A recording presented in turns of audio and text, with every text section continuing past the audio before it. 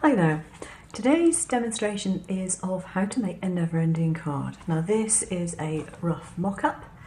So this is how the card is from the front, and then the first time you open it, it goes like so. The next time you open it, it's like that. Whoops. And the next time you open it like that, and then it goes back to the beginning.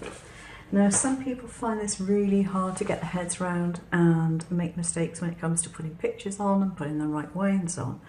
So I have devised a file which you can print, and if you have a cutting machine, you can even do a straightforward cutting out of the pieces together with fold lines, which does actually make life a lot easier when you're making this. It makes it far more accurate.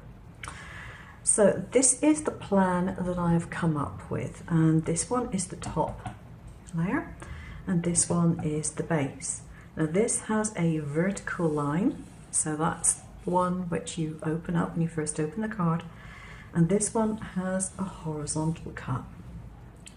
Here's what I cut earlier, as they say. What you need to do is to match them up so that the seams are nice and level.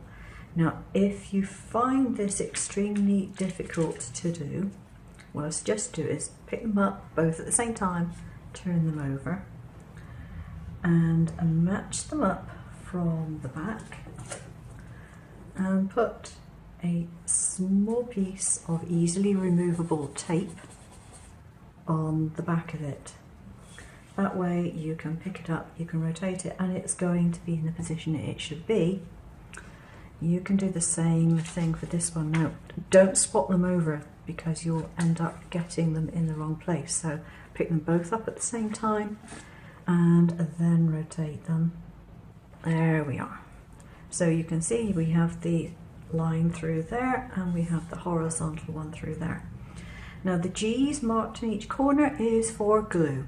I'm going to cheat, I'm going to use a stapler because it's quick, it's easy, and I don't have to wait for it to dry. But this is so easy to make, particularly if you're making it on a cutting machine, because all the score lines will be there for your folds. So you take this top piece, you put your glue in the four corners, you pick that up, and you match up your four corners. Now, because you've actually got this together already, that makes matching up the corners that much easier. And I'm just going to use staples instead of the glue.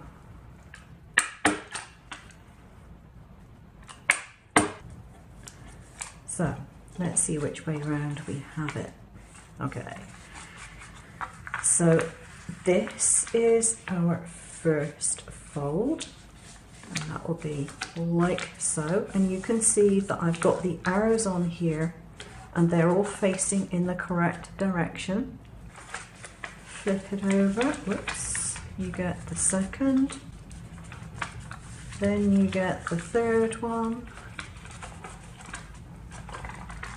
and then you get the fourth, which is back to your beginning again.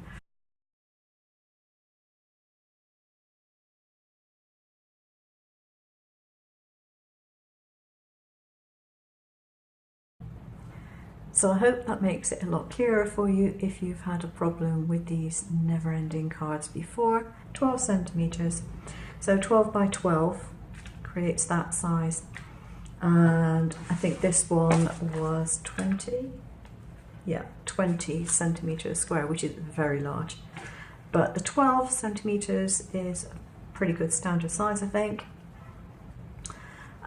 You could do it a bit smaller if you wanted to, or you could do it a little bit bigger. It's up to you. But that's how it's done. And if you've got the template on your desk while you're doing it, then you'll get your pictures up the right way. Thanks for watching. Take care now. Bye bye.